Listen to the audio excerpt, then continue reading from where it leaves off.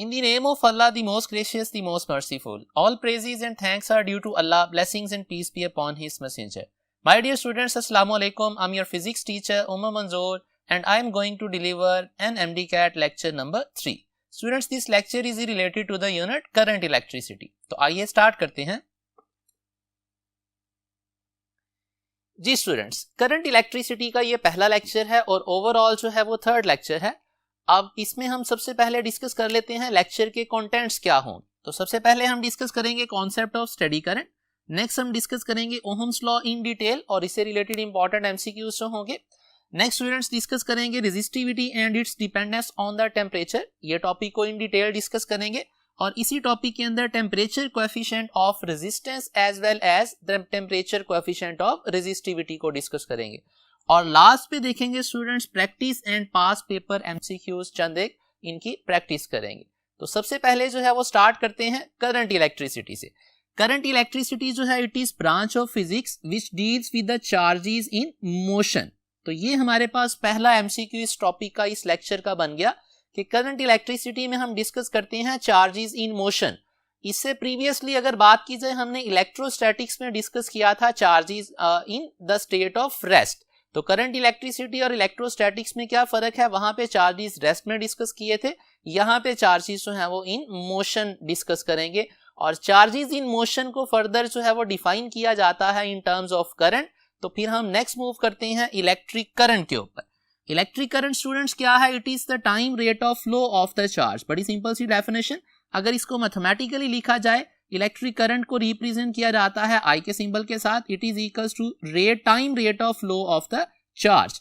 अब ये चार्ज को स्टूडेंट्स फर्दर लिखा जा सकता है in terms of the charge on an electron. तो यहाँ पे हमारे पास टोटल चार्ज जो सर्किट में फ्लो करेगा that is equals to N, जबकि एन यहाँ पे क्या है, it is number of charge particles जो फ्लो कर रहे हैं मल्टीप्लाइड बाय ई. ई यहाँ पे स्टूडेंट्स क्या है, it is charge on single electron. तो इन दोनों की प्रोडक्ट से हमारे पास आएगा टोटल चार्ज जो फ्लो कर रहा है सर्किट के अंदर से. तो ये दोनों रिलेशंस आपको पता होने चाहिए स्टूडेंट्स करंट के लिए. दोनों में से किसी भी रिलेशन से रिलेटेड जो है वो न्यूमेरिकल टाइप क्वेश्चन पूछा जा सकता है. अब फर्दर अगर बात की जाए students basics about the current, तो याद रखिएगा करंट क्या है, it is a scalar quantity. और करंट की अगर यूनिट्स की बात की जाए तो करंट के यूनिट्स होते हैं एम्पियर. 1 एम्पियर की डेफिनेशन क्या है, सर्किट में से करंट या किसी कंडक्टर में से 1 एम्पियर करंट पास करेगा अगर उस कंडक्टर में 1 कूलम चार्ज जो है स्टूडेंट्स पास करे कितने टाइम में, in a time span equals to 1 second. तो ये हमारे पास आगे करंट के यूनिट स्टैंडर्ड या एसआई यूनिट्स इनको बोला जाता है, एम्पियर होते हैं. और एम्पियर के बारे में याद रखिएगा ये क्या है, ये बेस यूनिट है, ये डिराइव्ड यूनिट नहीं है. यहाँ पे बच्चे कंफ्यूज रहते हैं, शायद एम्पियर को डिराइव यूनिट के अंदर जो है वो काउंट करते हैं. याद रखिएगा एम्पियर जो है वो डिराइव्ड यूनिट नहीं है. नेक्स्ट इंपॉर्टेंट पॉइंट जो है वो याद रखिएगा. अगर बात की जाए करंट की टाइप्स की तो स्टूडेंट्स हमारे पास जो है दो तरह के करंट होता है. एक डीसी करंट होता है जिसको डायरेक्ट करंट बोला जाता है. दूसरा करंट क्या है, it is AC current. AC का दूसरा नाम क्या है, it is alternating current. Basic difference क्या है डीसी और एसी में, याद रखिएगा डीसी जो है ये सिंगल डायरेक्शन में सर्किट में हमेशा पास करता है. एसी करंट जो होता है ये 2 डायरेक्शंस में, मींस ये सर्किट के अंदर अपनी डायरेक्शन को रिवर्स करता रहता है. तो ये बेसिक डिफरेंस है एसी और डीसी में. अब अगर ग्राफिकली देखा जाए ये हमारे पास ग्राफ है करंट वर्सेस टाइम. इस ग्राफ को बोला जाता है ग्राफ ऑफ प्योर डीसी. इसमें क्या है, करंट की मैग्नीट्यूड भी कांस्टेंट रहती है और डायरेक्शन भी सेम रहती है. दूसरा ग्राफ हमारे पास स्टूडेंट्स है आई वर्सेस टी. ये पल्सेटिंग डीसी का ग्राफ है. इसमें जो है वो डीसी करंट जो है अपनी डायरेक्शन तो रिवर्स नहीं कर रहा, मींस 1 डायरेक्शन में ही फ्लो कर रहा है, लेकिन यहाँ पे क्या है करंट की मैग्नीट्यूड जो है वो चेंज हो रही है. ये वाला हमारे पास पल्सेटिंग डीसी जो है ये रेक्टिफायर, हम जो इलेक्ट्रॉनिक्स में डिस्कस करते हैं डायोड एज अ रेक्टिफायर या PN junction as a rectifier, उसकी आउटपुट में हमारे पास जो ग्राफ आता है डीसी का वो किस तरह का होता है, it is pulsating DC. Next students अगर एसी की बात की जाए, एसी में हमारे पास sinusoidal AC mostly commonly use किया जाता है. इसमें क्या है, करंट जो है अपनी मैग्नीट्यूड भी चेंज करता है और डायरेक्शन भी जो है वो अपनी रिवर्स करता रहता है. यहाँ पे इंपॉर्टेंट पॉइंट याद रखिएगा, अगर हमारे पास वेवफॉर्म जो है करंट का ग्राफ जो है वो टाइम एक्सिस की दोनों साइड्स पे एग्जिस्ट करे, मींस टाइम एक्सिस से ऊपर भी एग्जिस्ट करे और नीचे भी एग्जिस्ट करे, ऐसे ग्राफ को हम बोलेंगे ग्राफ ऑफ एसी. और अगर उसकी शेप जो है वो बिल्कुल साइन कर्व जैसी है तो वो साइनोसॉइडल AC बन जाएगा। बहरहाल अगर हमारे पास यहाँ पे सिचुएशन देखी जाए, ग्राफ में क्या है, हाफ साइनोसॉइड वाली कर्व तो मौजूद है, लेकिन उसके बाद जो है वो टाइम एक्सिस की दूसरे वाली साइड के ऊपर वेवफॉर्म एग्जिस्ट नहीं कर रही। तो DC और AC में अगर ग्राफिकली डिफरेंस आप याद रखना चाहें तो याद रखिएगा, अगर टाइम एक्सिस की दोनों साइड्स पे वेवफॉर्म एग्जिस्ट करे तो वो जो है वो ग्राफ होगा AC का हमेशा, और अगर टाइम एक्सिस की एक साइड पे जो है वो वेवफॉर्म एग्जिस्ट करे तो that will B graph of DC। तो ये स्टूडेंट्स हमारे पास होगी brief details about the types of the current. Next discuss कर लेते हैं चार्ज कैरियर्स, जो कि जिनकी वजह से करंट पास करेगा through different states of matter. अब सबसे पहले अगर बात की जाए स्टूडेंट्स कंडक्टर्स या मेटल्स में से, तो मेटल्स में से जिन चार्जेस की वजह से करंट पास करता है वो कौन से चार्जेस हैं? They are free electrons. ये MCQ वाइज पूछा जा सकता है, बड़ा इंपॉर्टेंट MCQ। नेक्स्ट अगर बात की जाए गैसेस और प्लाज्मा की, तो स्टूडेंट्स गैसेस और प्लाज्मा में से करंट पास करता है, या यूं कह लें कि चार्जेस जो फ्लो करते हैं, जो करंट को कंडक्ट करते हैं, वो कौन से हैं? फ्री इलेक्ट्रॉन्स और आयंस होते हैं। नेक्स्ट अगर बात की जाए स्टूडेंट्स इलेक्ट्रोलाइट्स, अगर हमारे पास सॉल्यूशंस की बात की जाए जो करंट को कंडक्ट कर सकते हैं, तो इलेक्ट्रोलाइट्स या सॉल्यूशंस में से करंट पास करता है आयंस की वजह से, और कौन सी आयंस? पॉजिटिव और नेगेटिव दोनों तरह की आयंस की वजह से। लास्टली अगर बात की जाए स्टूडेंट्स सेमीकंडक्टर्स में से, तो सेमीकंडक्टर्स में चार्ज कैरियर्स जो होते हैं वो क्या है? इलेक्ट्रॉन्स और होल्स होते हैं। तो ये बड़े इंपॉर्टेंट MCQs हैं, ये सारे के सारे आपने याद करने हैं। नेक्स्ट स्टूडेंट्स अगर बात की जाए, चूंकि करंट जो है it is what it is flow of the charge per unit time. अब यहाँ पे चार्ज से रिलेटेड जो है वो एक दो MCQs डिस्कस कर लेते हैं। अगर बात की जाए 1 कूलम चार्ज की, तो स्टूडेंट्स याद रखिएगा इसमें नंबर ऑफ इलेक्ट्रॉन्स की जो तादाद होती है, MCQ में पूछा जा सकता है 1 कूलम चार्ज अगर किसी कंडक्टर में से पास करे तो कितने नंबर ऑफ इलेक्ट्रॉन्स पास करेंगे? तो ये याद रखिएगा 6.25 × 10⁻18 नंबर ऑफ इलेक्ट्रॉन्स जो है वो पास करेंगे अगर 1 कूलम चार्ज जो है वो पास कर रहा हो। और इसी के करस्पॉन्डिंग अगर इसको जनरलाइज किया जाए, n कूलम चार्ज जो है वो पास करे तो इसके करस्पॉन्डिंग कितने इलेक्ट्रॉन्स पास करेंगे? n multiplied bye 6.25 × 10⁻18 electrons. तो ये हमारे पास जो है वो चार्ज से रिलेटेड जो है वो इंपॉर्टेंट MCQs हो। जी स्टूडेंट्स, अब हम डिस्कस कर लेते हैं जी सर्किट के अंदर करंट जो है वो डायरेक्शन के पर्सपेक्टिव में कौन सी डायरेक्शन चूज कर सकता है। दो तरह के करंट हैं स्टूडेंट करंट के डायरेक्शन के पर्सपेक्टिव में। एक करंट है कन्वेंशनल करंट। कन्वेंशनल करंट याद रखिएगा फ्लो करता है high potential terminal towards low potential terminal. High potential अमूमन जो है वो बैटरी का क्या है? पॉजिटिव टर्मिनल है, और लो पोटेंशियल क्या है? It is negative terminal. तो अगर बैटरी या सेल की टर्म्स में बात की जाए, कन्वेंशनल करंट क्या करता है? It flows from high potential means positive towards the negative terminal of the battery, और एक्सटर्नल सर्किट के अंदर ये मूव करता है। नेक्स्ट अगर बात की जाए स्टूडेंट्स इलेक्ट्रॉनिक करंट की, तो ये मूव करता है लो पोटेंशियल से towards high potential. Electronic current pass करता है due to the flow of electrons, और कन्वेंशनल करंट जो है वो पास करता है due to the flow of the positive charges. तो ये दोनों के बारे में आप बेसिक डिफरेंस याद रखिएगा। नेक्स्ट पॉइंट याद रखिएगा, both electronic and conventional currents have same external effect. ये भी इंपॉर्टेंट पॉइंट है, याद रखिएगा। इलेक्ट्रॉनिक और जो कन्वेंशनल करंट है दोनों के एक्सटर्नल इफेक्ट से मुराद क्या है? करंट जब पास करता है किसी भी कंडक्टर में से तो एक हीटिंग इफेक्ट प्रोड्यूस करता है, दूसरा इंपॉर्टेंट जो करंट का इफेक्ट होता है that is the magnetic effect, और थर्ड इंपॉर्टेंट इफेक्ट क्या है? That is the chemical effect. अब याद रखिएगा करंट के एक्सटर्नल इफेक्ट्स जो होंगे वो कन्वेंशनल और इलेक्ट्रॉनिक दोनों कंडक्टर्स के लिए, दोनों करंट्स के लिए क्या होंगे? सेम होंगे। नेक्स्ट बात कर लेते हैं current through the metallic conductors. अब मेटेलिक कंडक्टर्स में से हमें पता है एक्चुअल करंट कौन सा पास करता है? इलेक्ट्रॉनिक करंट पास करता है। और इलेक्ट्रॉनिक करंट कौन सा है? जो इलेक्ट्रॉन्स की वजह से पास करता है। ये याद रखिएगा, यहाँ पे इंपॉर्टेंट पॉइंट।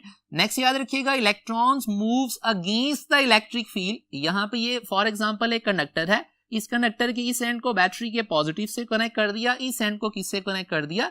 बैटरी के नेगेटिव टर्मिनल से। अब सर्किट के अंदर होगा क्या स्टूडेंट्स? अगर इलेक्ट्रिक फील्ड की बात की जाए तो इस कंडक्टर के इनसाइड इलेक्ट्रिक फील्ड एस्टेब्लिश होगा पॉजिटिव टर्मिनल से टुवर्ड्स द नेगेटिव टर्मिनल। तो ये इलेक्ट्रिक फील्ड हो गया लेफ्ट से राइट साइड की तरफ एस्टेब्लिश। अब अगर बात करें चार्ज कैरियर्स जिन्होंने करंट कंडक्ट करना है, चार्ज कैरियर्स कौन से हैं? मेटल्स में से पास करते हैं फ्री इलेक्ट्रॉन्स। तो ये इलेक्ट्रॉन्स जो हैं ये ब्लू कलर में यहाँ पे रिप्रेजेंटेड है, ये मूव करेंगे नेगेटिव टर्मिनल से रिपेल होंगे, पॉजिटिव की तरफ अट्रैक्ट होंगे। तो होगा क्या, इनकी डायरेक्शन ऑफ मोशन और इलेक्ट्रिक फील्ड के दरमियान एंगल कितना होगा, ये इंपॉर्टेंट एमसीक्यू याद रखिएगा, एंगल होगा 180 डिग्री, या वेलोसिटी की डायरेक्शन जो है वो क्या होगी, अपोजिट होगी as compare to that of electric field.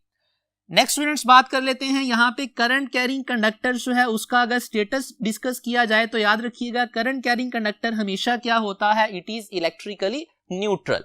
Electrically neutral क्यों होता है, बड़ी सिंपल सी लॉजिक, अगर यहाँ पे इस कंडक्टर की बात की जाए, यहाँ से लेट से एक इलेक्ट्रॉन जो है वो बैटरी के पॉजिटिव टर्मिनल की तरफ मूव करता है, तो इस कंडक्टर के ऊपर क्या हो गया, इस कंडक्टर में नंबर ऑफ इलेक्ट्रॉन्स की तादाद पहले से क्या हो गई, ओरिजिनल जो कंडीशन थी उससे क्या हो गई, एक अमाउंट से कम हो गई।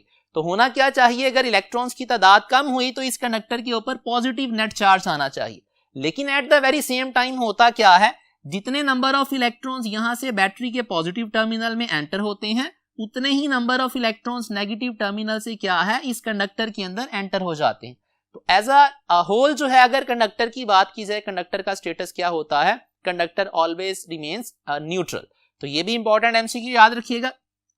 नेक्स्ट बात कर लेते हैं, जब इलेक्ट्रॉन्स यहां से करंट को कंडक्ट करेंगे तो वो जिस वेलोसिटी से मूव करेंगे उसको नाम दिया जाता है स्टूडेंट्स ड्रिफ्ट वेलोसिटी का। और ड्रिफ्ट वेलोसिटी जो है इसका एक्सप्रेशन याद रखिएगा, ये बराबर होती है current divided by NEA।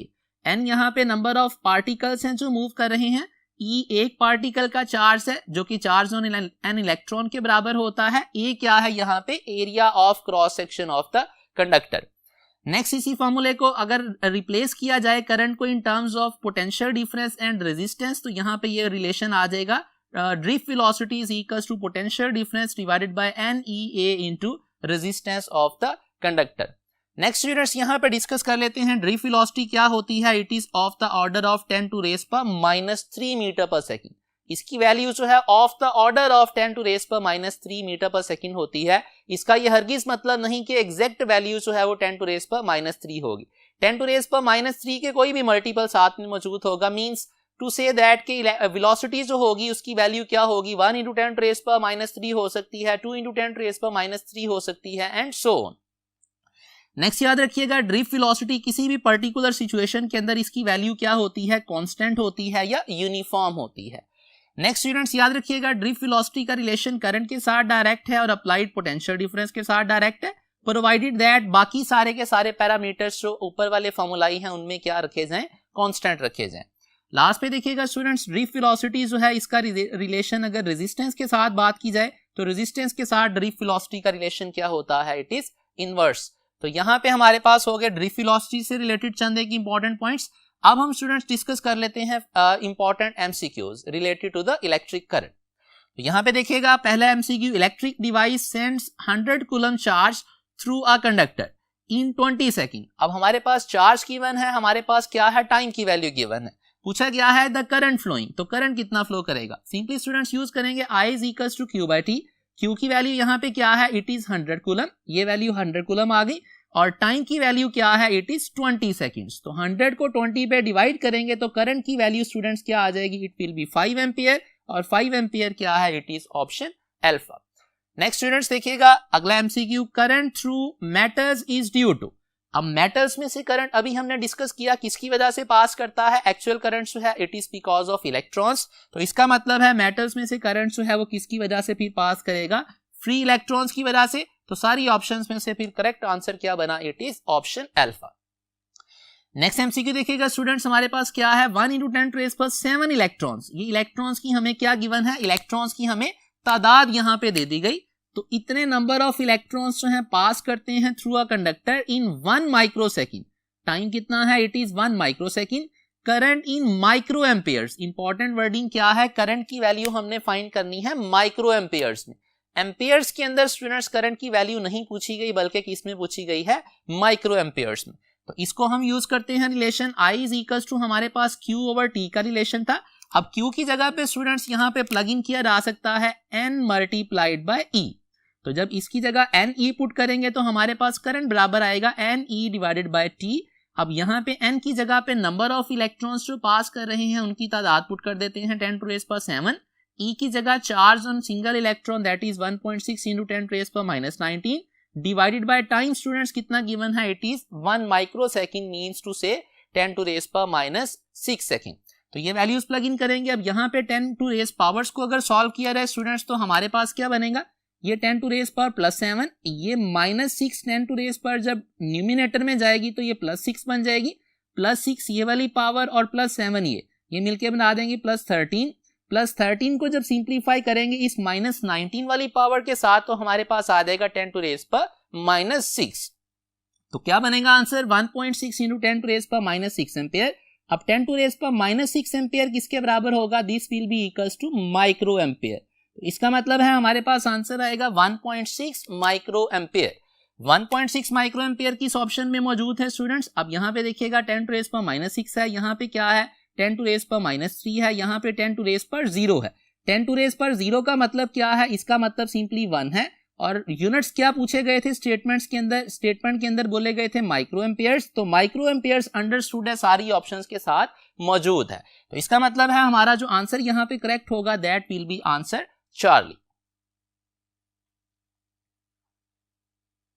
Ji students, next हमारे पास जो टॉपिक है that is Ohm's law, very important topic. अब ओहम्स लॉ के अंदर हम क्या डिस्कस करते हैं, ओहम्स लॉ के अंदर हम डिस्कस करते हैं current passing through the conductor और अप्लाइड पोटेंशियल डिफरेंस का रिलेशन डिस्कस करते हैं।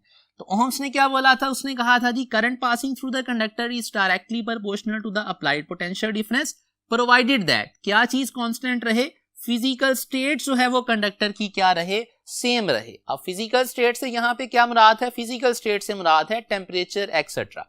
तो ये हमारे पास बेसिक ओहम लॉ की स्टेटमेंट है, current is directly proportional to the applied potential difference. इस प्रोपोर्शनैलिटी को इक्वालिटी में बदलेंगे तो यहाँ पे जो रिलेशन आएगा, यहाँ पे कांस्टेंट आएगा जिसका नाम क्या है, कंडक्टेंस होता है। Conductance multiplied by potential difference आ जाएगा। यहाँ से स्टूडेंट्स अगर पोटेंशियल डिफरेंस को सेपरेट करें तो कंडक्टेंस इस साइड पे आकर डिवाइड होगी, बनेगी situation current divided bye conductance. अब 1 ओवर कंडक्टेंस जो है ये बाद में भी देखेंगे, 1 ओवर कंडक्टेंस या रेसिप्रोकल ऑफ कंडक्टेंस बराबर होता है रेजिस्टेंस के। तो यहाँ पे हमारे पास भी रिलेशन क्या बनेगा, V is equals to I into R। R यहाँ पे क्या है, रेजिस्टेंस ऑफ द कंडक्टर है, या इसको बोला जाता है ये यहाँ पे इस रिलेशन में क्या है, कांस्टेंट ऑफ प्रोपोर्शनैलिटी के तौर पे अपीयर हुआ। यहाँ पे स्टूडेंट्स याद रखिएगा एक्चुअल ओहम्स लॉ के अंदर जो कांस्टेंट ऑफ प्रोपोर्शनैलिटी था वो कंडक्टेंस थी, लेकिन हमारी बुक के अंदर अगर देखा जाए तो कांस्टेंट ऑफ प्रोपोर्शनैलिटी के तौर पे किसको ट्रीट किया गया है, रेजिस्टेंस को ट्रीट किया गया है। तो ये भी यहाँ पे एमसीक्यू याद रखिएगा, अगर constant of proportionality Ohm's law का पूछे तो ओहम्स लॉ के अंदर रेजिस्टेंस को as a constant of proportionality treat किया जाता है according to our book. Next students बात कर लेते हैं ओहम्स लॉ जो है ये क्या है, it is analogous to the second law of motion. Second law of motion में हम रिलेशन डिस्कस करते थे फोर्स, मास और एक्सेलरेशन का। ओहम्स लॉ में हम डिस्कस करते हैं रिलेशन पोटेंशियल डिफरेंस जो कि फोर्स के एनालॉगस के तौर पे अपीयर होता है, और अगर बात की जाए मास के एनालॉगस के तौर पे तो मास के एनालॉगस के तौर पे यहाँ पे रेजिस्टेंस जो है वो बिहेव करती है, और अगर बात एक्सेलरेशन के पर्सपेक्टिव में की जाए तो एक्सेलरेशन का एनालॉगस करंट बनता है। तो ये भी एमसीक्यू वाइज याद रखिएगा। अब यहाँ पे अगर रिलेशन देखा जाए, V अगर अननोन हो तो V फाइंड करना है तो करंट और रेजिस्टेंस को मल्टीप्लाई करना पड़ेगा इस रिलेशन के अकॉर्डिंग। अगर स्टूडेंट्स हमने फाइंड करना हो करंट की वैल्यू, तो करंट की वैल्यू फाइंड करने के लिए क्या करना पड़ेगा, V और R को डिवाइड करना पड़ेगा इसी रिलेशन से सिंप्लीफाई करके। और अगर रेजिस्टेंस की वैल्यू फाइंड करनी हो तो रेजिस्टेंस के लिए क्या है, पोटेंशियल डिफरेंस अप्लाइड और करंट को डिवाइड करना पड़ेगा। तो ये तीनों तरह से रिलेशन जो है न्यूमेरिकल पर्सपेक्टिव में आपको यूज करना आना चाहिए। नेक्स्ट स्टूडेंट्स देखिएगा रेजिस्टेंस जो कि यहाँ पे कांस्टेंट ऑफ प्रोपोर्शनैलिटी था। रेजिस्टेंस किस चीज को बोला जाता है, it is hindrance offered by the particles of the conductor. ये क्या है, जो चार्ज पार्टिकल्स मूव करना चाहते हैं कंडक्टर में से, उन चार्ज पार्टिकल्स के रास्ते में जो भी हिंड्रेंस आएगी, उन चार्ज पार्टिकल्स के रास्ते में हिंड्रेंस जो आएगी उसको नाम दिया जाता है रेजिस्टेंस ऑफ द कंडक्टर का। अब इसको यहाँ पे समझ लेते हैं। हमारे पास स्टूडेंट्स ये क्या है, इलेक्ट्रॉन्स हैं जो मूव करना चाह रहे हैं, इनको ड्राइव करने वाली जो फोर्स है वो क्या है, अप्लाइड पोटेंशियल डिफरेंस है। अब जब ये इलेक्ट्रॉन्स यहाँ पे इस सर्किट के अंदर से पास करना चाहेंगे, मूव करना चाहेंगे, तो इनके रास्ते में जो पार्टिकल्स ऑफ दिस कंडक्टर है, पार्टिकल्स ऑफ द कंडक्टर से मुराद क्या है, एटम्स ऑफ द कंडक्टर जो न्यूट्रल हैं वो भी हैं, और जो पॉजिटिव आइंस जो हैं वो मौजूद हैं इस कंडक्टर के अंदर वो भी हैं। तो ओवरऑल पार्टिकल्स ऑफ कंडक्टर जो हैं इन इलेक्ट्रॉन्स की मोशन के रास्ते में जो भी हिंड्रेंस ऑफर करेंगे उस हिंड्रेंस को स्टूडेंट्स क्या नाम दिया जाता है, that hindrance is called the resistance of the conductor. अब स्टूडेंट्स नेक्स्ट अगर बात की जाए रेजिस्टेंस जो है इसके यूनिट्स की, तो रेजिस्टेंस के यूनिट्स ओहम्स होते हैं और ओहम 1 ओहम रेजिस्टेंस किसके बराबर होती है, आर को सेपरेट करेंगे इस रिलेशन से तो हमारे पास V ओवर I आएगा। अब V ओवर I की रेशो V यहाँ पे क्या है, पोटेंशियल डिफरेंस। अगर पोटेंशियल डिफरेंस जो है वो 1 वोल्ट अप्लाई किया जाए, उसके करस्पॉन्डिंग कंडक्टर में से करंट 1 एम्पियर पास करे, तो 1 वोल्ट पोटेंशियल डिफरेंस अप्लाई करने पे अगर 1 एम्पियर करंट पास करे तो उस कंडक्टर की रेजिस्टेंस को हम नाम देंगे resistance is equals to 1 ohm. तो ये हमारे पास आ गया रेजिस्टेंस के यूनिट्स। बाकी रेजिस्टेंस की डिटेल्स को स्टूडेंट्स इसी लेक्चर में थोड़ी देर बाद डिस्कस करेंगे। नेक्स्ट डिस्कस कर लेते हैं ohmic devices versus non ohmic devices. बड़ा सिंपल यहाँ पे हमारे पास डिफरेंस है। ऐसे डिवाइसेस जो ओहम्स लॉ को ओबे करेंगे मींस जिन डिवाइसेस के लिए करंट और पोटेंशियल डिफरेंस का रिलेशन जो है वो डायरेक्ट होगा, वो वाले डिवाइसेस ओहमिक डिवाइसेस कहलाएंगे। और जो डिवाइसेस ओहम्स लॉ को ओबे नहीं करेंगे means I is not directly proportional to the applied potential difference, उन डिवाइसेस को बोला जाएगा वो डिवाइसेस नॉन ओहमिक है। ओहमिक डिवाइसेस के लिए स्टूडेंट्स जब current versus voltage graph plot किया जाता है तो ग्राफ कैसा आता है, it is a straight line. और इस स्ट्रेट लाइन से इस ग्राफ से रिलेटेड हमारे पास इंपॉर्टेंट पॉइंट्स क्या हैं। अगर इस ग्राफ की स्लोप की बात की जाए, स्लोप बाय डेफिनेशन होती है delta of change in the value of y variable. y variable क्या है, यहाँ पे करंट है, divided by change in the value of x variable. x variable यहाँ पे क्या है, पोटेंशियल डिफरेंस। तो यहाँ पे क्या आएगा, slope is equals to delta I over delta v। इसको फर्दर लिखा जा सकता है 1 over delta v divided by delta I। अब ये वाली रेशो किसके बराबर होती है, ओहम्स लॉ के अकॉर्डिंग V ओवर I की रेशो रेजिस्टेंस होती है। तो ये आ जाएगा इसकी जगह पे रेजिस्टेंस। तो इसका मतलब है स्लोप किसके बराबर है, it is equals to reciprocal of resistance. मतलब स्लोप का रेजिस्टेंस के साथ क्या है, इनवर्स रिलेशन है।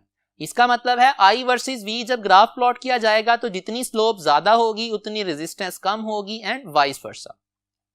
नेक्स्ट स्टूडेंट्स हमें पता है रेसिप्रोकल ऑफ रेजिस्टेंस जो है वो कंडक्टेंस के बराबर होता है। तो इसको स्लोप को यूं भी डिस्कस किया जा सकता है कि स्लोप जो है वो कंडक्टेंस के साथ क्या है, डायरेक्टली रिलेटेड। मींस जितनी स्लोप ज्यादा होगी उतनी कंडक्टेंस ज्यादा होगी।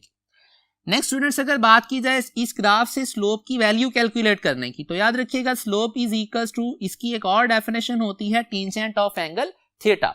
अब टेंजेंट ऑफ एंगल थीटा में क्या चीज हम नोट करेंगे, ये ग्राफ, ये स्ट्रेट लाइन जो भी हॉरिजॉन्टल लाइन के साथ एंगल बना रहा है ये ग्राफ उस एंगल की वैल्यू को यहाँ पे प्लग इन कर देंगे तो हमारे पास आ जाएगी स्लोप ऑफ दिस ग्राफ।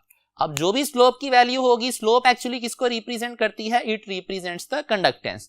अब अगर वहां से रेजिस्टेंस की वैल्यू फाइंड करने के लिए बोल दिया जाए तो क्या करेंगे, टेंजेंट थीटा से जो भी वैल्यू आएगी उसको क्या कर देंगे, रेसिप्रोकल कर देंगे। तो हमारे पास किसकी वैल्यू आ जाएगी, we will find the value of the resistance of the conductor.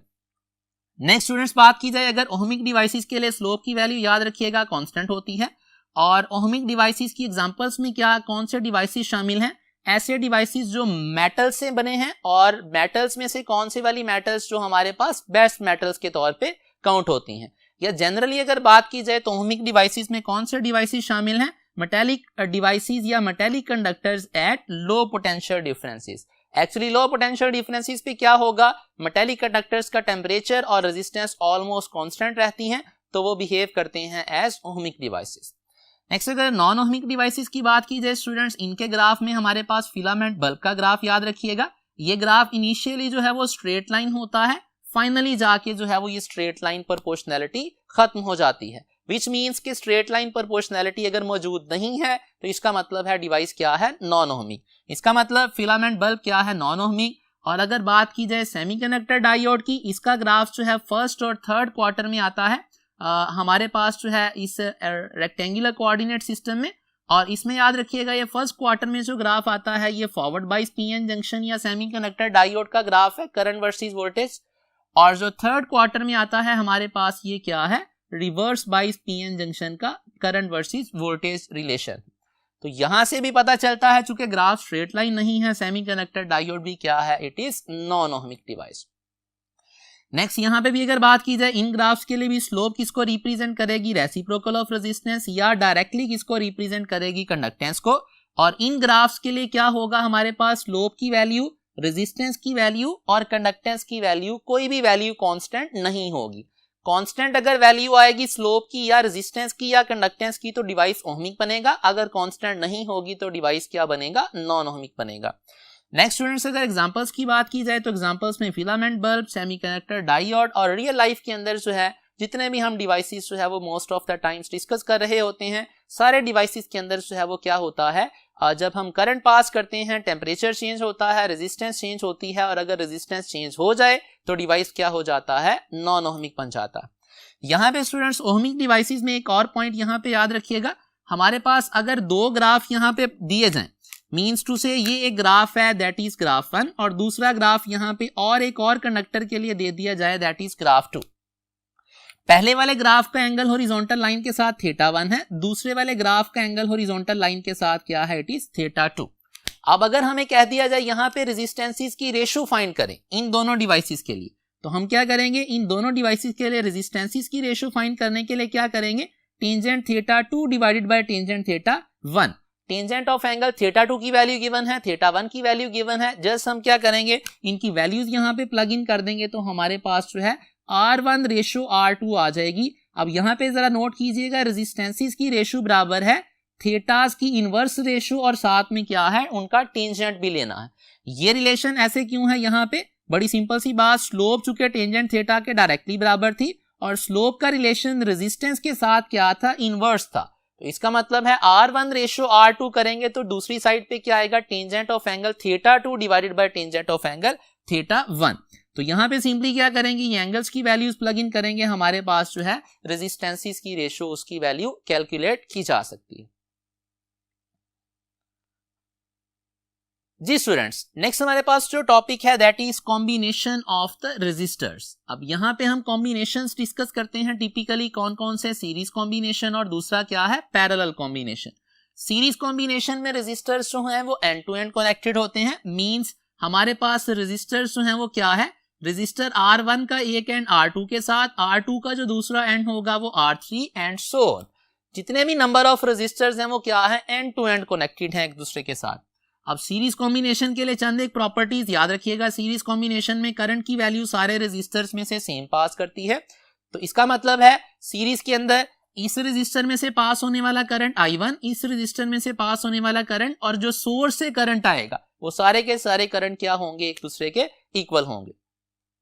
Next याद रखिएगा, अगर सीरीज सर्किट के अंदर इक्विवेलेंट रेजिस्टेंस फाइंड करनी हो तो इक्विवेलेंट रेजिस्टेंस के लिए R इक्विवेलेंट किसके बराबर होता है, sum of the individual resistances. Next relation यहाँ पे याद रखिएगा, अगर हमारे पास सीरीज सर्किट के अंदर n रेजिस्टर्स कनेक्टेड हो, हर एक रेजिस्टर की रेजिस्टेंस जो है वो स्टूडेंट्स R हो, तो टोटल रेजिस्टेंस किसके बराबर होगी, it is equals to n multiplied by R। तो ये भी इंपॉर्टेंट यहाँ पे याद रखिएगा। नेक्स्ट स्टूडेंट्स याद रखिएगा, अगर हम R इक्विवेलेंट की बात करें, R इक्विवेलेंट की वैल्यू याद रखिएगा, it will be greater than the greatest resistance connected in the series circuit. तो इसका मतलब है सीरीज सर्किट के अंदर जब रेजिस्टर्स को कनेक्ट किया जाता है तो हमारे पास इक्विवेलेंट रेजिस्टेंस की वैल्यू जो है उनके कॉम्बिनेशन से जो इक्विवेलेंट रेजिस्टेंस हम अचीव कर सकते हैं वो क्या अचीव होती है, मैक्सिमम वैल्यू अचीव होती है। तो ये भी एक एमसीक्यू के तौर पे पूछा जा सकता है कि रेजिस्टेंसेस को किस फैशन में कनेक्ट किया जाए कि उनकी वैल्यू मैक्सिमम अचीव की जा सके। तो याद रखिएगा, सीरीज फैशन में जब रेजिस्टेंसेस को कनेक्ट किया जाता है उनका जो इक्विवेलेंट आता है वो मैक्सिमम रेजिस्टेंस होती है। तो ये इंपॉर्टेंट पॉइंट याद रखिएगा यहाँ पे। नेक्स्ट स्टूडेंट्स याद रखिएगा, अगर टोटल पोटेंशियल जो इस बैटरी का है इसको अगर यहाँ पे एनालाइज किया जाए, it will be equals to sum of the potential differences या sum of the potential drops across individual resistors.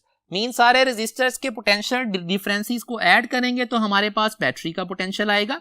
Next important point याद रखिएगा, अगर हम फाइंड करना चाहें V1 मींस इस कंपोनेंट का पोटेंशियल डिफरेंस अगर हम फाइंड करना चाहें तो ओम्स लॉ के अकॉर्डिंग कैसे फाइंड करेंगे, it will be equals to I multiplied by R1। अब यहाँ पे हमारे पास क्या आएगा, I होगा टोटल करंट जो बैटरी से ड्रॉ हो रहा है और R1 क्या है, इस कंपोनेंट की रेजिस्टेंस है। सिमिलरली V2 किसके बराबर होएगा, I मल्टीप्लाइड बाय R2। अब ये वाला रिलेशन हम यूज करेंगे इंडिविजुअल कंपोनेंट्स के पोटेंशियल डिफरेंसेस मालूम करने के लिए, जब हमें क्या गिवन होगा, सर्किट का करंट गिवन होगा और रेजिस्टेंस किसी भी कंपोनेंट जिसका हम पोटेंशियल डिफरेंस फाइंड करना चाहते हैं उस कंपोनेंट की रेजिस्टेंस की वैल्यू गिवन होगी। लेकिन स्टूडेंट्स अगर हमें जो है वो करंट की वैल्यू ना गिवन हो सर्किट में से जो पास कर रहा है, तो उस केस में हम यूज करते हैं वोल्टेज डिवीजन रूल। ये हमारे पास वोल्टेज डिवीजन रूल है फॉर टू रेजिस्टर्स जो कि कनेक्टेड हैं सीरीज कॉम्बिनेशन। तो दो रेजिस्टर्स अगर सीरीज कॉम्बिनेशन में यहाँ पे दो रेजिस्टर्स होते, इनके क्रॉस ये पोटेंशियल डिफरेंस अप्लाइड होता, तो V1 पोटेंशियल डिफरेंस मींस इस कंपोनेंट का पोटेंशियल डिफरेंस बराबर आना था R1 value of resistance of this component जिसका पोटेंशियल डिफरेंस फाइंड करना चाहते हैं, divided by R1 plus R2 multiplied by the potential of the battery. तो ये हम रिलेशन वोल्टेज डिवीजन यूज कर सकते हैं अगर हमें करंट की वैल्यू ना दी हो और क्या गिवन हो, सर्किट की रेजिस्टेंसेस गिवन हो और टोटल पोटेंशियल डिफरेंस गिवन हो। दूसरा V2 का रिलेशन क्या बनेगा, R2 over R1 plus R2 into क्या आ जाएगा, टोटल बैटरी का पोटेंशियल। तो ये रिलेशंस हमारे पास क्या हैं, वोल्टेज डिवीजन रूल के हैं और वोल्टेज डिवीजन है फॉर सीरीज कनेक्टेड रेजिस्टर्स। अगर हमारे पास दो से ज्यादा रेजिस्टर्स कनेक्टेड हो तो डिनोमिनेटर में क्या आएगा, सारे रेजिस्टर। एक्चुअली ये डिनोमिनेटर में क्या है, it is R equivalent. R equivalent से मुराद अगर दो रेजिस्टर हैं, दोनों की वैल्यूज का सम 3 है तो तीनों की वैल्यूज का सम एंड सो ऑन। तो ये स्टूडेंट्स हमारे पास हो गए सीरीज सर्किट के अंदर वोल्टेज डिवीजन के कुछ फॉर्मूलाए। अब देख लेते हैं अगर हमारे पास ये रेजिस्टर्स इस तरह से कनेक्टेड हो तो हमें फाइंड करना हो A और B के दरमियान इक्विवेलेंट रेजिस्टेंस। तो इक्विवेलेंट रेजिस्टेंस कैसे फाइंड करेंगे, चूंकि ये सारे के सारे resistors end to end connected हैं। एंड टू एंड से मुराद क्या है, सीरीज कॉम्बिनेशन में कनेक्टेड है।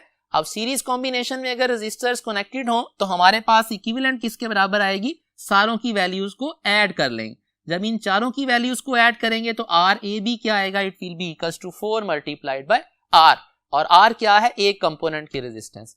सिमिलरली स्टूडेंट्स यहाँ पे अगर देखा जाए ये कंपोनेंट्स जो हैं, ये कंपोनेंट्स भी क्या हैं, ये कंपोनेंट्स भी आपस में सीरीज में है।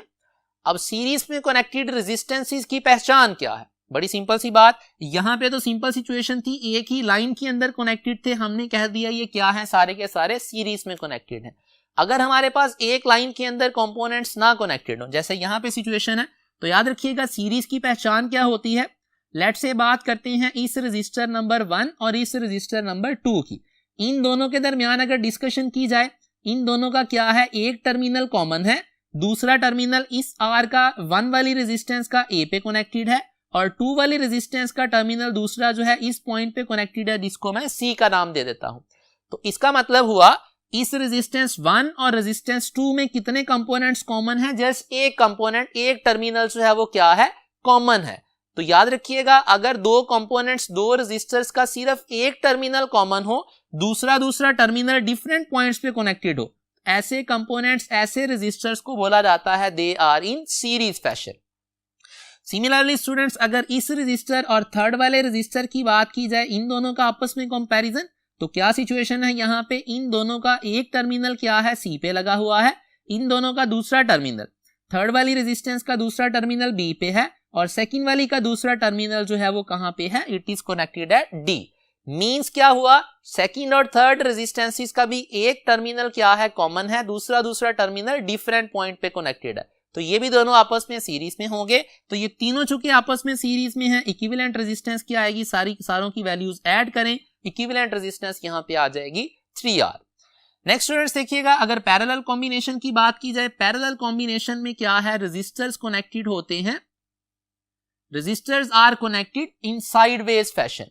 मींस टू से क्या होगा, R1 के दोनों टर्मिनल्स R2 के, R3 के, ये दो कॉमन पॉइंट्स के दरमियान में कनेक्टेड होंगे। R1 का एक टर्मिनल A पे, दूसरा B पे, सिमिलरली R2 और R3 के लिए भी सिचुएशन सेम है। तो अगर रेजिस्टेंसेस के सारे टर्मिनल्स जो हैं, दोनों टर्मिनल्स क्या है, सेम पॉइंट्स के दरमियान कनेक्टेड हो, तो ऐसे फैशन को पैरेलल फैशन बोला जाता है।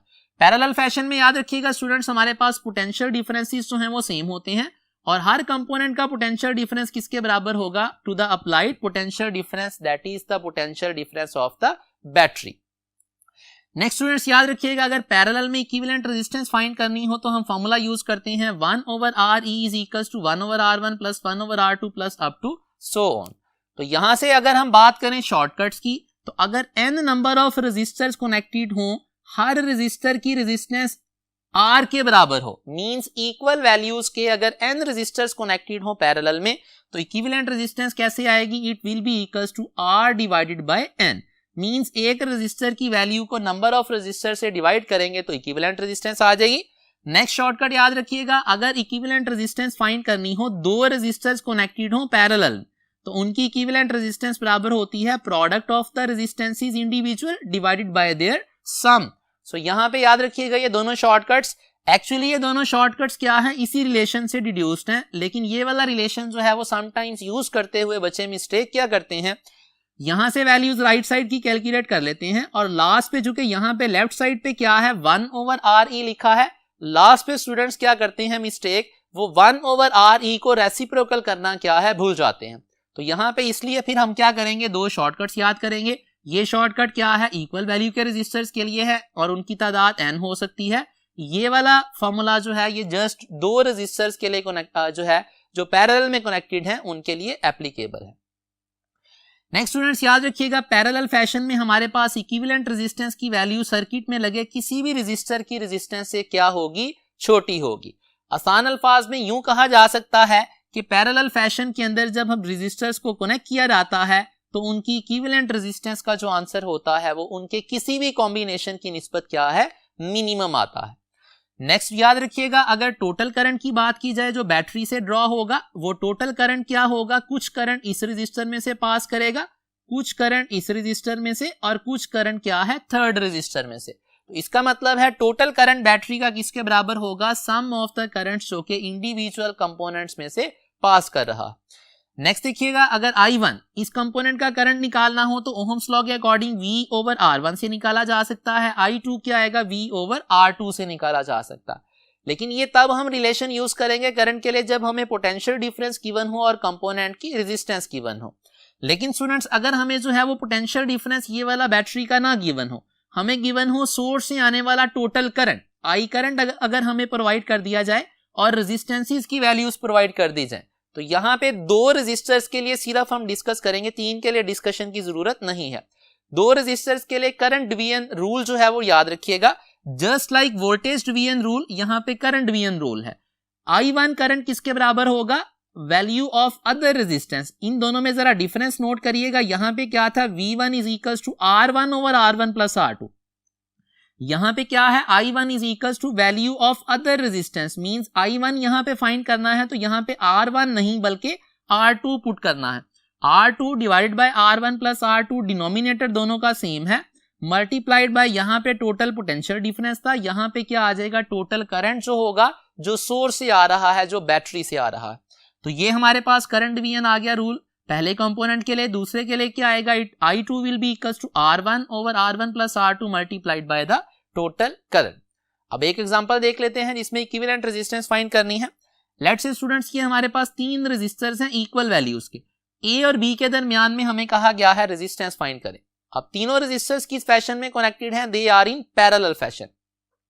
पैरेलल फैशन की क्या हमारे पास पहचान है, बड़ी सिंपल सी पहचान है, अगर जितने भी कंपोनेंट्स इनके बारे में हम ये डिस्कस कर रहे हैं कि वो पैरेलल में हैं या सीरीज, तो याद रखिएगा अगर सारे कंपोनेंट्स के दोनों टर्मिनल्स जो हैं वो दो सेम पॉइंट्स के दरमियान में कनेक्टेड हो, जैसा कि इस रेजिस्टर का दोनों टर्मिनल्स ए और बी के दरमियान, इसके भी दोनों ए और बी के दरमियान और इसके दोनों टर्मिनल्स भी ए और बी के दरमियान में कनेक्टेड है। अगर दोनों टर्मिनल्स जो हैं सेम पॉइंट्स के दरमियान कनेक्टेड हो तो रेजिस्टर्स को क्या बोला जाता है, they are in parallel fashion. तो यहाँ पे क्या आएगा, चूंकि इक्वल वैल्यूज के हैं, तीन नंबर ऑफ रेजिस्टर्स हैं, तो ये वाला शॉर्टकट यूज करेंगे, आर ए बी क्या आ जाएगा, it will be equals to R/N में क्या आएगा, it will be R/3। Next students अगर बात कर ली जाए equivalent resistance between adjacent vertices of a polygon, किसकी बात हो रही है, ऑफ अ क्लोज पॉलीगॉन। अगर हमारे पास स्टूडेंट सिचुएशन क्या है, n नंबर ऑफ रेजिस्टर्स हैं, they are connected in the form of a close polygon. तो पॉलीगॉन के कोई से दो एडजेसेंट वर्टिसेस, मतलब साथ साथ वाले वर्टिसेस के दरमियान अगर इक्विवेलेंट रेजिस्टेंस फाइंड करनी हो तो उसके लिए शॉर्टकट याद रखिएगा, R इक्विवेलेंट किसके बराबर है, n-1 divided by n multiplied by R। n यहाँ पे क्या है, जितने नंबर ऑफ रेजिस्टर्स हैं उस पॉलीगॉन में, R यहाँ पे क्या है, किसी एक रेजिस्टर की रेजिस्टेंस। अब यहाँ पे फॉर एग्जांपल हमारे पास एक ट्राइंगल है जिसकी सारी साइड्स की रेजिस्टेंस क्या है, R के बराबर है। तो अगर इस ट्राइंगल के दो वर्टिसेस मींस A और B एडजेसेंट वर्टिसेस, या B और C एडजेसेंट वर्टिसेस, या A और C एडजेसेंट वर्टिसेस, इनके दरमियान हमें इक्विवेलेंट रेजिस्टेंस फाइंड करनी हो तो शॉर्टकट मेथड क्या है, हम नंबर ऑफ रेजिस्टर्स क्या है, इस पॉलीगॉन में टोटल 3 रेजिस्टर हैं, 3 - 1 करेंगे 2 आएगा, divided by 3, 2/3 multiplied by R, R क्या है, किसी एक रेजिस्टर की रेजिस्टेंस। इसका मतलब है इस सिचुएशन में इक्विवेलेंट रेजिस्टेंस क्या आएगी, it will be 2/3 multiplied by R. अब नेक्स्ट अगर हमारे पास सिचुएशन होती, हमारे पास 4 रेजिस्टेंसेस कनेक्टेड होती इन the form of a polygon, इस केस में एडजेसेंट वर्टिसेस के दरमियान रेजिस्टेंस कैसे आनी थी। याद रखिएगा स्टूडेंट्स, इस केस में एडजेसेंट वर्टिसेस से मुराद ए और सी का पेयर हो सकता है, ए और बी का पेयर हो सकता है, बी और डी का पेयर हो सकता है, डी और सी का पेयर हो सकता है। ए और डी का पेयर पॉसिबल नहीं है क्योंकि ये एडजेसेंट वर्टिसेस नहीं है। बी और सी का जो पेयर है ये भी पॉसिबल नहीं है, ये भी एडजेसेंट वर्टिसेस नहीं है। बी और सी और सिमिलरली ए और डी, इनको बोला जाता है डायगोनल वर्टिसेस। तो यहां पे अगर हम इस शॉर्टकट से एडजेसेंट वर्टिसेस की रेजिस्टेंस निकालें, 4 रेजिस्टर हैं, 4 - 1 3 आएगा, डिवाइडेड बाय 4 करेंगे इनटू आर, तो हमारे पास आ जाएगा 3/4R। तो यहां पे इक्विवेलेंट रेजिस्टेंस आ गई 3/4R। नेक्स्ट स्टूडेंट्स, हमारे पास एक और शॉर्टकट डिस्कस कर लेते हैं। दैट शॉर्टकट इज, अगर एक वायर को कट कर दिया जाए इनटू n इक्वल पार्ट्स, एक वायर है जिसकी रेजिस्टेंस ओरिजिनली R है, उसको n पार्ट्स में कट करें। फॉर एग्जांपल 2 अगर पार्ट्स में कट करें तो हर पार्ट की रेजिस्टेंस क्या आएगी, R original, means original wire की रेजिस्टेंस, उसको डिवाइड कर देंगे जितने पार्ट्स के अंदर उस वायर को क्या किया गया है, कट किया गया है। तो ये भी एक शॉर्टकट यहां पे आपको याद होना चाहिए।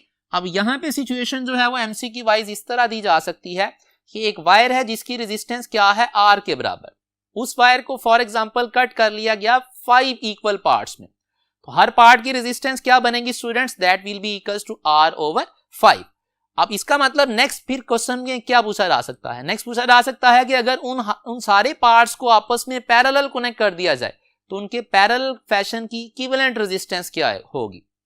तो बड़ी सिंपल सी सिचुएशन स्टूडेंट्स, हमारे पास जो हर पार्ट होगा उसकी अपनी रेजिस्टेंस क्या है, R/5, और सारे पार्ट्स मतलब 5 जो हिस्से किए थे उनको किस फैशन में कनेक्ट किया गया है, पैरेलल। तो पैरेलल इक्विवेलेंट का अगर हम यहाँ पे रिलेशन यूज करें, अगर इक्वल वैल्यूज के रेजिस्टर्स हों पैरेलल फैशन में, तो फॉर्मूला है R equivalent is equals to R/n। अब हर पार्ट की रेजिस्टेंस जो पैरेलल में लगाया उसकी रेजिस्टेंस क्या थी, R/5, और कितने पार्ट्स बना के उनको पैरेलल में लगाया था, 5 थे। तो इसको जब सिंप्लीफाई करेंगे स्टूडेंट्स तो यहां से हमारे पास R इक्विवेलेंट का जो आंसर आएगा that will be equals to R/25। तो इस तरह के एमसीक्यूज यहां पे स्टूडेंट्स पूछे जा सकते हैं, जिसमें क्या है, ओरिजिनल वायर को कट करने के बाद नंबर ऑफ पार्ट्स को या तो पैरेलल फैशन में आपस में कनेक्ट किया जा सकता है या सीरीज में, और उनका फाइनल इक्विवेलेंट पूछा जा सकता है। नेक्स्ट स्टूडेंट्स, हमारे पास टॉपिक है, लास्ट टॉपिक आज का, it is resistivity and it's dependence on the temperature. इस टॉपिक के अंदर हम रेजिस्टेंस को डिस्कस करेंगे, कंडक्टेंस को डिस्कस करेंगे, रेजिस्टिविटी को, कंडक्टिविटी को, और देन डिस्कस करेंगे temperature coefficient of resistance as well as resistivity. सबसे पहले डिस्कस कर लेते हैं स्टूडेंट्स रेजिस्टेंस को। रेजिस्टेंस हमारे पास क्या है, ओह्म्स लॉ के अकॉर्डिंग V/I की रेशियो है। V यहाँ पे पोटेंशियल डिफरेंस और I क्या है, करंट है। अब रेजिस्टेंस के बारे में स्टूडेंट्स याद रखिएगा, ये डिपेंड किस किस चीज पे करती है। रेजिस्टेंस डिपेंड करती है 4 चीजों के ऊपर, मटेरियल ऑफ द वायर पे, दूसरी चीज क्या है, it depends on the length of the wire, तीसरा क्या है, area of cross section of the conductor, और लास्ट थिंग जिस पे रेजिस्टेंस डिपेंड करती है, it is the temperature of the conductor. तो ये 4 पैरामीटर्स याद रखिएगा रेजिस्टेंस की डिपेंडेंस के। अब यहाँ पे एक और इंपॉर्टेंट पॉइंट जो है यहाँ पे याद रखिएगा स्टूडेंट्स, अगर हम बात करें रेजिस्टेंस और कंडक्टेंस के दरमियान रिलेशन की, तो हमें पता है रेजिस्टेंस और कंडक्टेंस के दरमियान क्या रिलेशन है, रेजिस्टेंस बराबर होती है रेसिप्रोकल ऑफ द कंडक्टेंस के। तो इसका मतलब होगा हमारे पास जो डिपेंडेंस पैरामीटर क्या है रेजिस्टेंस के होंगे, सेम डिपेंडेंस पैरामीटर्स जो है वो हमारे पास जो है कंडक्टेंस के भी होंगे, लेकिन रिलेशन क्या होगा, इनवर्स होगा। मींस जिस चीज के रेजिस्टेंस का जिस चीज के साथ डायरेक्ट रिलेशन होगा, कंडक्टेंस का उस चीज के साथ क्या है, इनवर्स रिलेशन होगा। और जहां तक बात है यूनिट्स की, तो स्टूडेंट्स चूंकि रेजिस्टेंस के यूनिट्स क्या है, ओह्म्स होते हैं, तो कंडक्टेंस के यूनिट्स की अगर बात की जाए तो कंडक्टेंस के यूनिट्स हमारे पास क्या बनेंगे, इनके यूनिट्स बनेंगे ohm raise to the power -1, means इसको पर ओहम बोला जाता है। पर ओहम को MHO भी लिखा जा सकता है और साइमन भी लिखा जा सकता है। तो रेजिस्टेंस और कंडक्टेंस की डिस्कशन जो है वो साइमल्टेनियसली हम यहाँ पे कर रहे हैं। रेजिस्टेंस और कंडक्टेंस में रिलेशन क्या है, रेसिप्रोकल है दोनों एक दूसरे का। तो जो भी डिपेंडेंस पैरामीटर वंस अगेन बता रहा हूं रेजिस्टेंस के होंगे, सेम डिपेंडेंस पैरामीटर कंडक्टेंस के होंगे, लेकिन रिलेशन क्या बन जाएगा, उससे उलट बनेगा। मींस टू से जो चीज रेजिस्टेंस के साथ डायरेक्टली रिलेटेड है वो चीज कंडक्टेंस के साथ क्या होगी, इनवर्सली रिलेटेड होगी। अब रेजिस्टेंस के ये चारों डिपेंडेंस पैरामीटर्स हो गए स्टूडेंट्स। अब इनमें से इन तीनों के साथ रेजिस्टेंस का रिलेशन क्या है, मटेरियल, लेंथ और एरिया के साथ ये रिलेशन बनता है R is equals to rho L over area. अब यहाँ पे रो क्या है students, it is constant of proportionality, जिसको रेजिस्टिविटी या स्पेसिफिक रेजिस्टेंस का नाम दिया जाता है। इसकी डिस्कशन थोड़ी देर बाद करेंगे। बाकी अगर रेजिस्टेंस की लेंथ के साथ रिलेशन की बात की जाए, डायरेक्ट रिलेशन है। रेजिस्टेंस का एरिया ऑफ कंडक्टर के साथ रिलेट किया जाए तो इसका इनवर्स रिलेशन है। मतलब अगर क्वेश्चन में आ जाए length of the conductor double कर दी गई तो रेजिस्टेंस क्या हो जाएगी, डबल हो जाएगी। एरिया को डबल करेंगे तो रेजिस्टेंस क्या होगी, हाफ हो जाएगी। तो ये आ गया लेंथ और एरिया के साथ रिलेशन। नेक्स्ट स्टूडेंट्स अगर बात की जाए इसी रिलेशन के अकॉर्डिंग चंद एक शॉर्टकट्स की, तो याद रखिएगा अगर किसी वायर को स्ट्रेच किया जाए, स्ट्रेच करने से मुराद वायर को क्या कर दिया गया, उसको खींच के उसकी लेंथ की वैल्यू बढ़ा दी गई। अब जब वायर को खींच के उसकी लेंथ बढ़ाएंगे तो eight the very same time क्या होगा, अगर वायर का क्रॉस सेक्शन व्यू देखेंगे तो उसका व्यू क्या होता जाएगा, पहले से थिन होता जाएगा। मींस टू से वायर का क्रॉस सेक्शनल एरिया भी कम होगा और वायर का जो रेडियस होगा, रेडियस ऑफ क्रॉस सेक्शन, वो भी क्या होगा, कम होगा। डायामीटर ऑफ क्रॉस सेक्शन भी क्या होगा, कम होगा। तो यहां पे चंद एक शॉर्टकट्स फिर डिस्कस कर लेते हैं। अगर स्टूडेंट्स वायर को स्ट्रेच किया जाए और उसकी लेंथ जो है वो n टाइम्स हो जाए ओरिजिनल लेंथ के, तो इस केस में शॉर्टकट याद करिएगा, रेजिस्टेंस जो होगी स्ट्रेच्ड वायर की, it will be equals to n square times the resistance of the original wire. Means to say अगर वायर को स्ट्रेच किया गया such that its length becomes double of the initial value, तो इसका मतलब n की जगह 2 पुट करेंगे। यहाँ पे 2 पुट करेंगे तो शॉर्टकट से फाइनल वायर की रेजिस्टेंस क्या आएगी, 2 square times the original resistance, that means 4 times the original resistance. Next students अगर बात की जाए हमारे पास वायर को स्ट्रेच करने से एरिया जो है वो n टाइम्स पहले से कम हो जाए, मींस एरिया लेट से हाफ हो गया, तो हाफ एरिया से मुराद क्या है, क्या लिखा जाएगा, इसको लिखा जा सकता है a/2। मतलब n की वैल्यू यहाँ पे क्या काउंट होगी, 2 काउंट होगी रादर देन 1/2। ये कंफ्यूजन यहाँ पे आपके माइंड में आ सकती है, तो मैं इसको एलिमिनेट कर रहा हूं। याद रखिएगा जब एरिया को बोला जाए कि एरिया हाफ हो गया या 1/3 हो गया, तो जो भी डिनोमिनेटर के अंदर नंबर आ रहा है वो n की वैल्यू होगी रादर देन 1/that नंबर। तो ये यहाँ पे इंपॉर्टेंट पॉइंट याद रखिएगा। अगर वायर को स्ट्रेच किया जाए एरिया a/n हो तो स्ट्रेच्ड वायर की रेजिस्टेंस होगी n square times r। Means ये दोनों शॉर्टकट्स क्या हैं, सेम है। नेक्स्ट देखिएगा अगर लास्टली हमारे पास स्टूडेंट्स क्या हो, वायर को स्ट्रेच किया जाए और उसका रेडियस r/n हो जाए, तो रेडियस जब r/n होगा मींस लेट से रेडियस हाफ हो गया, तो n की वैल्यू क्या काउंट होगी, अगेन 2 काउंट होगी। तो उस केस में स्ट्रेच्ड वायर की रेजिस्टेंस बराबर होगी n raise to the power, अब 2 नहीं आएगा, अब आएगा 4 multiplied by resistance of the original wire. तो ये तीनों शॉर्टकट्स याद रखिएगा। फॉर एग्जांपल इस शॉर्टकट के अंदर हमारे पास कहता है रेडियस हाफ हो गया, जब रेडियस हाफ होगा तो n की वैल्यू क्या काउंट होगी, 2 काउंट होगी। यहाँ पे 2 पुट करेंगे तो स्ट्रेच्ड वायर की रेजिस्टेंस आएगी 2 raise to the power 4 times original resistance, that means stretched wire की रेजिस्टेंस आएगी 16 मल्टीप्लाइड बाय r। तो ये आपको यहाँ पे शॉर्टकट्स याद होने चाहिए। यही वाला शॉर्टकट डायामीटर के लिए भी यूज किया जा सकता है। अगर डायामीटर r ओरिजिनल डायामीटर का n टाइम्स डिक्रीज हो जाए तो अगेन यहाँ पे यही रिलेशन यूज करेंगे in order to find the value of resistance of the stretched wire. Next students बात कर लेते हैं रेजिस्टेंस टेम्परेचर पे भी चूंकि डिपेंड करती है, तो टेम्परेचर के साथ क्या रिलेशन है। याद रखिएगा कंडक्टर्स के लिए रेजिस्टेंस का रिलेशन टेम्परेचर के साथ डायरेक्ट है, सेमीकंडक्टर्स के लिए रेजिस्टेंस का रिलेशन टेम्परेचर के साथ क्या है, इनवर्स है। मतलब सेमीकंडक्टर्स में रेजिस्टेंस जो है टेम्परेचर के बढ़ने से कम होगी, कंडक्टर्स में रेजिस्टेंस टेम्परेचर बढ़ने से बढ़ेगी। अब इनका रिलेशन अगर बात की जाए, change in the value of resistance का रिलेशन विद द टेम्परेचर, तो ये रिलेशन 2 आप याद करेंगे। दोनों रिलेशंस जो है वो न्यूमेरिकल पर्सपेक्टिव में पूछे जा सकते हैं, एज अ फॉर्मूला भी डिस्कस किए जा सकते हैं और पूछे जा सकते हैं। इनमें से न्यूमेरिकल पर्सपेक्टिव में 2-3 वेरिएबल्स की वैल्यूज को देके बाकी जो अननोन होगा उसकी वैल्यू पूछी जा सकती है। तो डेल्टा आर यहाँ पे क्या है students, change in the value of resistance. Alpha यहाँ पे कांस्टेंट ऑफ प्रोपोर्शनैलिटी है, इसका नाम रखा जाता है टेम्परेचर कोएफिशिएंट ऑफ रेजिस्टेंस। और यहाँ पे आर नॉट क्या है, रेफरेंस टेम्परेचर पे रेजिस्टेंस है, और डेल्टा टी क्या है, it is the change in the value of temperature. यहाँ पे स्टूडेंट्स इंपॉर्टेंट पॉइंट याद रखिएगा, चूंकि ये डेल्टा टी क्या है, change in the value of temperature. तो स्टेटमेंट के अंदर अगर टेम्परेचर इंक्रीज करके डिग्री सेल्सियस में गिवन है स्टेटमेंट में टेम्परेचर की वैल्यूज, या केल्विन में गिवन है, इररिस्पेक्टिव ऑफ दिस थिंग, आपने अगर डिग्री में गिवन है तो वही वाली वैल्यू ओरिजिनल जो रेफरेंस टेम्परेचर होगा और फाइनल टेम्परेचर जो होगा, दोनों का डिफरेंस लेके एज इट इज पुट कर देनी है, उसको केल्विन में कन्वर्ट करने की जरूरत नहीं है। वजह क्या है इसकी कि टेम्परेचर का डिफरेंस जो है वो केल्विन में और टेम्परेचर का डिफरेंस डिग्री सेल्सियस में सेम होता है। नेक्स्ट स्टूडेंट्स दूसरा रिलेशन, इसी रिलेशन को मॉडिफाई करके आता है, resistance at some temperature T is equal to resistance at some reference temperature into 1 plus alpha into T. ये दोनों रिलेशंस अल्फा इंटू टी लिखा जा सकता है या इसको डेल्टा टी भी लिखा जा सकता है। ये दोनों रिलेशन स्टूडेंट्स आपको याद होने चाहिए, न्यूमेरिकल पर्सपेक्टिव में एमसीक्यू अगर पूछा जाएगा तो इन रिलेशन से सॉल्व किया जा सकता है। नेक्स्ट अल्फा के बारे में स्टूडेंट्स याद रखिएगा, अल्फा की वैल्यू पॉजिटिव होती है कंडक्टर्स के लिए, और अगर अल्फा की वैल्यू पॉजिटिव हो इसका मतलब है रेजिस्टेंस और टेम्परेचर आपस में डायरेक्टली रिलेटेड है। और नेक्स्ट अगर बात की जाए सेमीकंडक्टर्स के लिए, अल्फा की वैल्यू नेगेटिव होती है, इसका मतलब है सेमीकंडक्टर्स के लिए रेजिस्टेंस और टेम्परेचर का रिलेशन इनवर्स है। लास्ट पे अगर बात की जाए स्टूडेंट्स हमारे पास अल्फा के यूनिट्स की, तो ये पर डिग्री या पर केल्विन इसके यूनिट्स होते हैं, और अल्फा की वैल्यू सिर्फ किस चीज पे डिपेंड करती है, it only depend on the material of the wire.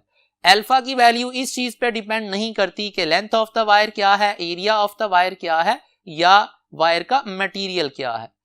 Alpha की वैल्यू स्टूडेंट्स इस चीज पे डिपेंड नहीं करती कि हमारे पास जो है वो length material of the wire पे तो डिपेंड करेगी, हमारे पास लेंथ ऑफ द कंडक्टर क्या है, एरिया ऑफ क्रॉस सेक्शन क्या है, या टेम्परेचर क्या है।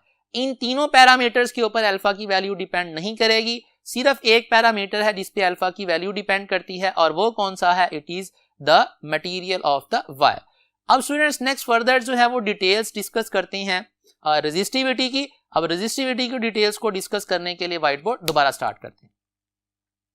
जी स्टूडेंट्स नेक्स्ट हमारे पास है रेजिस्टिविटी। रेजिस्टिविटी जो है, अगर रिलेशन जो हमारे पास रेजिस्टेंस का था R is equal to rho length over area, यहां से इसको सेपरेट किया जाए तो रेजिस्टिविटी या इसको स्पेसिफिक रेजिस्टेंस भी बोला जाता है, it is equal to resistance into area divided by the length of the conductor. अब स्टूडेंट्स यहाँ पे इसको स्पेसिफिक रेजिस्टेंस या रेजिस्टिविटी नाम दिया जाता है। इसको डिफाइन किया जाता है कि अगर हमारे पास जो है किसी कंडक्टर का एरिया जो है 1 मीटर स्क्वायर हो और उस कंडक्टर की लेंथ जो है वो 1 मीटर हो, तो ऐसा कंडक्टर जिसका एरिया 1 मीटर स्क्वायर होगा, लेंथ 1 मीटर होगी, उस कंडक्टर की जो भी रेजिस्टेंस होगी उसको रेजिस्टिविटी नाम दिया जाता है। या इसको बोला जाता है कि अगर किसी कंडक्टर का हमारे पास 1 मीटर क्यूब वॉल्यूम हो तो उसके 1 मीटर क्यूब वॉल्यूम की जो भी रेजिस्टेंस होगी उसको रेजिस्टिविटी नाम दिया जाता है। रेजिस्टिविटी के बारे में याद रखिएगा, ये डिपेंड करती है मटेरियल ऑफ द वायर के ऊपर और टेम्परेचर ऑफ द वायर के ऊपर। ये डिपेंड नहीं करती इस चीज पे कि लेंथ ऑफ द वायर क्या है या area of cross section of the wire क्या है। यहां पे स्टूडेंट्स नेक्स्ट याद रखिएगा, हमारे पास जो है टेम्परेचर पे रेजिस्टिविटी की डिपेंडेंस कैसे है। कंडक्टर्स के लिए रेजिस्टिविटी टेम्परेचर के साथ डायरेक्टली रिलेटेड है, जस्ट लाइक रेजिस्टेंस का रिलेशन था। सेमीकंडक्टर्स के लिए रेजिस्टिविटी टेम्परेचर के साथ क्या है, इनवर्सली रिलेटेड है।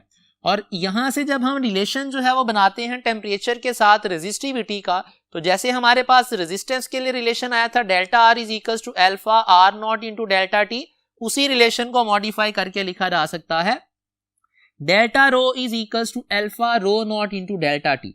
हमारे पास स्टूडेंट्स डेल्टा रो यहाँ पे क्या होगा, change in the value of resistivity. Alpha को नाम दिया जाता है टेम्परेचर कोएफिशिएंट ऑफ रेजिस्टिविटी। इसके बारे में सारी की सारी इंफॉर्मेशन वही है जो हमारे पास जो थी ट्रू थी रेजिस्टेंस के केस में। मीन्स टू से अल्फा की वैल्यू अगर पॉजिटिव है तो मीन्स हम कंडक्टर्स की बात कर रहे हैं और उसका मतलब है रेजिस्टेंस का टेम्परेचर के साथ डायरेक्ट रिलेशन है। अगर सेमीकंडक्टर्स में बात करें अल्फा की वैल्यू नेगेटिव होगी और रेजिस्टेंस और टेम्परेचर का रिलेशन इनवर्स होगा। तो ये रिलेशन आपको याद होना चाहिए। नेक्स्ट स्टूडेंट्स अगर बात की जाए, हमारे पास एक और फिजिकल क्वांटिटी है जिसको कंडक्टिविटी नाम दिया जाता है।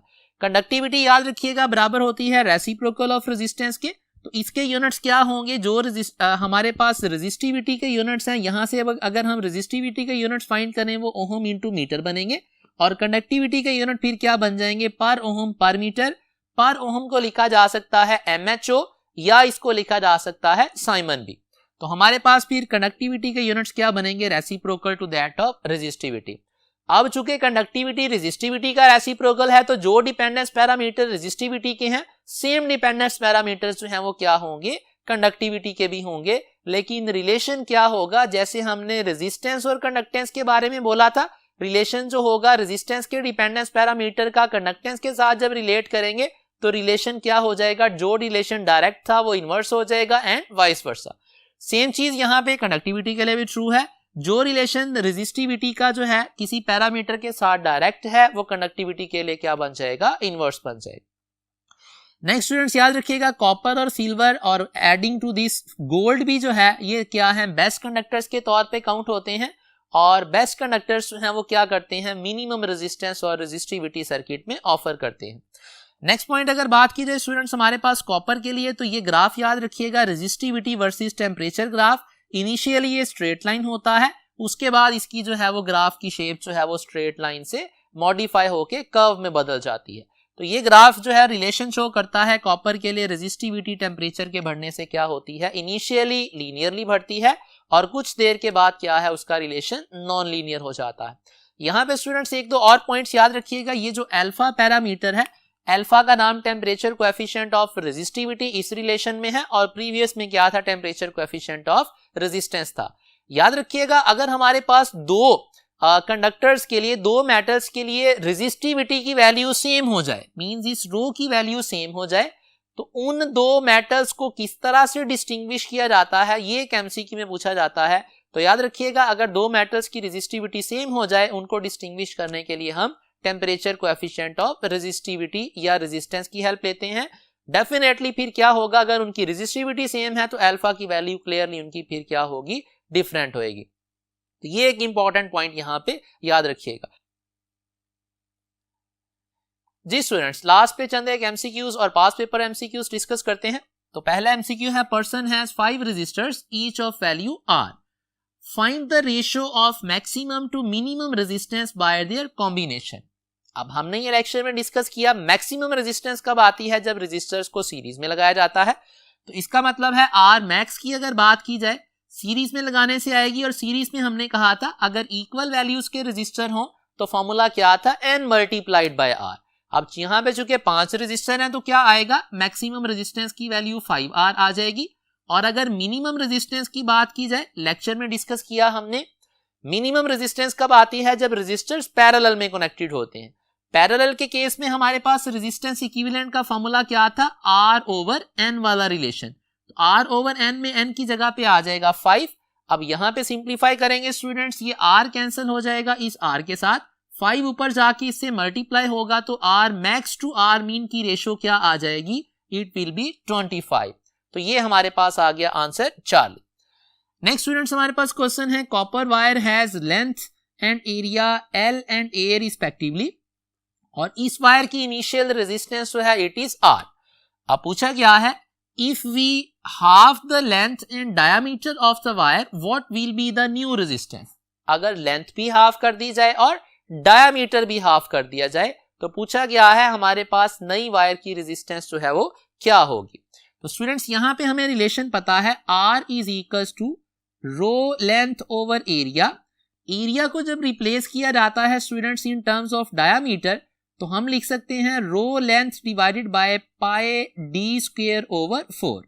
अब रो भी कांस्टेंट है, पाई भी कांस्टेंट है, 4 भी कांस्टेंट है, तो हमारे पास फिर रिलेशन क्या बना, रिलेशन हमारे पास बना resistance is directly proportional to length, और resistance at the very same time diameter के साथ क्या है, डायामीटर के स्क्वायर के इनवर्सली रिलेटेड है।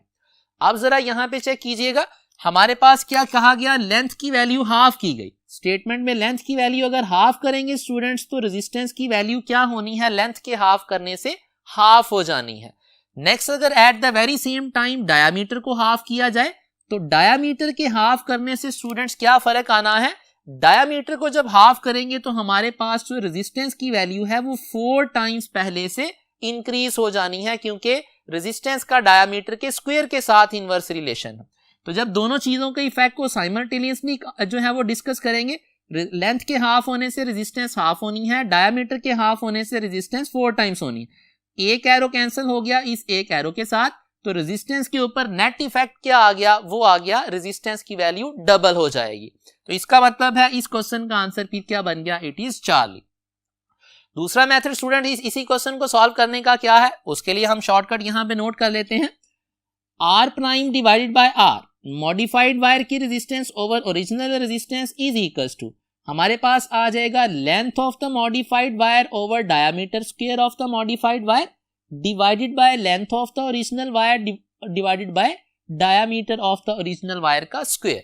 तो ये रिलेशन भी एक मैथमेटिकल यूज किया जा सकता है इसी क्वेश्चन को सॉल्व करने के लिए। लास्ट क्वेश्चन आज के पेपर का, the resistance of the conductor whose IV graph is given. ये IV ग्राफ है, एंगल बन रहा है 45। अब वैल्यू हमने स्टूडेंट्स यहाँ पे फाइंड करनी है रेजिस्टेंस की। तो स्टूडेंट्स रेजिस्टेंस की वैल्यू अगर हमने फाइंड करनी है तो हमारे पास जो है स्लोप ऑफ दिस ग्राफ किसके बराबर होती थी, रेसिप्रोकल ऑफ रेजिस्टेंस। तो रेजिस्टेंस किसके बराबर होगी, it will B reciprocal of the slope.